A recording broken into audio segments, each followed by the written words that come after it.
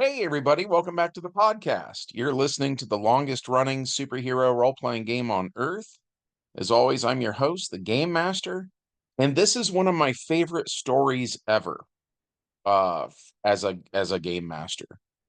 So, I am a huge fan of the Transformers, and one of the voice actors from Transformers was Corey Burton. Corey Burton played several characters on that show. To me, the one that sticks out the most is the human, Spike. And he was the character that got adapted into the live action movies and was played by Shia LaBeouf. Actually, I was the person who told Corey Burton who was going to be playing Spike in the live action movie. But at any rate, I'm getting a little ahead of myself.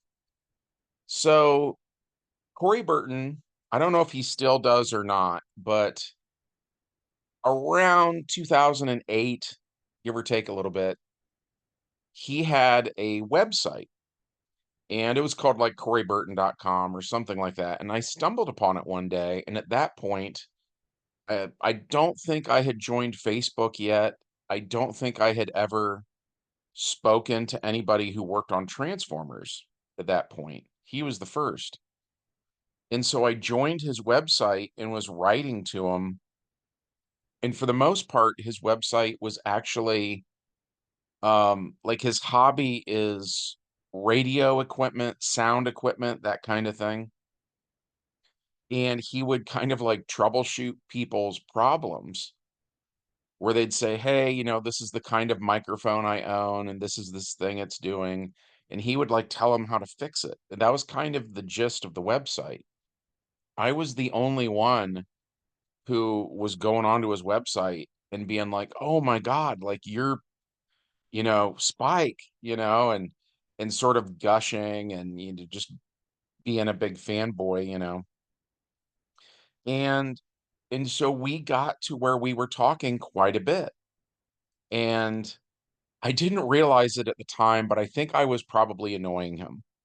Looking back now that I'm, quite a bit older and hopefully a little bit wiser, I think he was sort of letting me know that that's not really what the website was for. And despite that, though, he was so patient and he was so nice.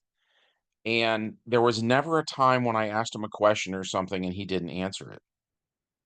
And at any rate, at some point during this whole process, he mentioned um Brainiac. And for a second I was like, what about Brainiac now? And he had to remind me, which I'm humiliated over, but he had to remind me that he was the voice of Brainiac on the Superman cartoon. And I was like, "Oh my god, holy crap." And so I just kind of blurted it out. And I was like, "I run this role-playing game, da da da da da. Would you be willing to play Brainiac in my game? That would be so cool to get like the real Brainiac to be our Brainiac?" And he did. He went along with it. And which was very cool of him because again, um I'm embarrassed to say it, but I think I was imposing.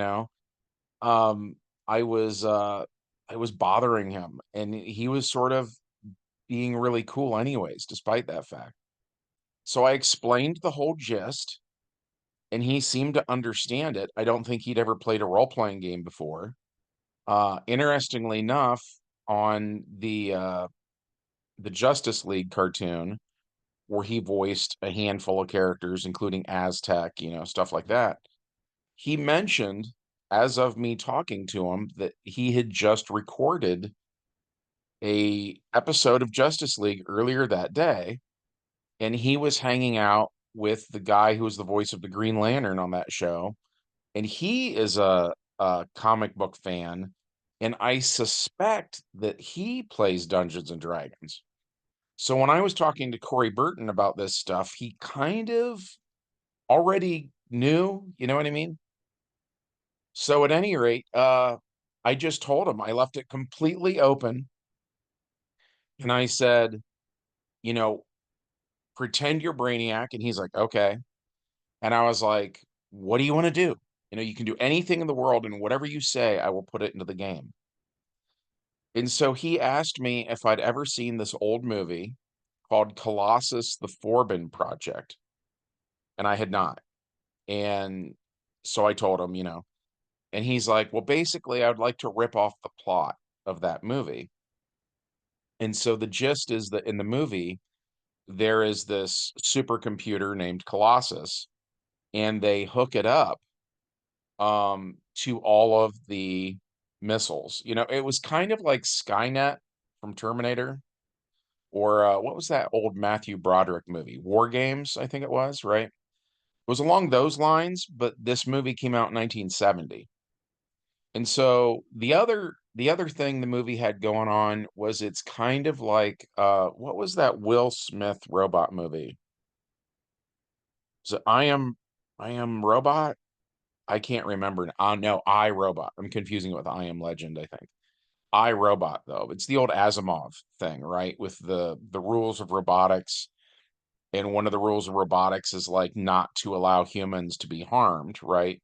So in the Will Smith movie, at one point, the robots kind of do the quarantine thing where you're not allowed to leave your house, and that's kind of the idea. Is like, well, if you leave your house, you might get hit by a bus, and we can't have that.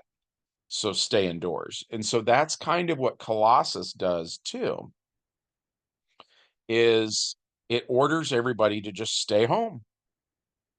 And if they leave, the threat is that it will take out like a random town somewhere because it has access to all of the missile silos, right? And so Corey Burton tells me this. He's like, this is what I want Brainiac to do. I want Brainiac to take control of all that stuff and tell everybody to stay home. And if they disobey me, I am going to take out some small town somewhere. And we treated it like how in the DC universe there are fictional towns, and then they also have fictional countries. Like DC has a country called, I think it's called Quirac. Um, so that's what I used was Brainiac takes over, and then and mind you, at the time I didn't even have the internet at home. I had to go to the library to use the internet, and back then we lived kind of across the street from the library. Maybe this was 2007. I don't know. It doesn't matter, right? But I like came home from the library all excited, and I had exactly I printed off on the library printers exactly the words that Corey Burton had said, where he typed up this little like paragraph of information for Brainiac to threaten the heroes. And back then, all the heroes were original characters. So they weren't famous DC or Marvel characters. And so then I got a hold of everybody, all my players. I said, here's what's going on. They were super excited. And they came over to the house. And I can't remember how I did it now, but I had some program where I made the Brainiac logo was on my computer monitor in the game room because I had a kind of a desk off to the side where I would work on games. And at any rate, it was the three circles connected by the piping where it kind of looks like a V, but it was animated. So the circles were like kind of like pulsating, and the stuff in the background was kind of squiggly and stuff. And at any rate, it was very cool, and so I read to the players what Corey Burton has said, and they're all on the edge of their seat, like, wow, we're playing with the real Brainiac. And then I read it, and everybody's face just there's this moment where they're like, "Oh, no." Like, "Well, what do I do, though? Because if I leave my house, people get hurt, right?" And they did try a couple of different things, and to make a long story short, none of it worked, right? And we kinda joked at the time, we're like, "Does Corey Burton know that you're not supposed to be able to win a role-playing game?" S It seems like he won. Um, and so at the time, we didn't know exactly what to do with that adventure, right? Um, so we said, "Okay, this is for sure continuity because it's too cool for it to not be continuity." But this is part 1 of a two-part story, and we need to figure out how to solve it, you know?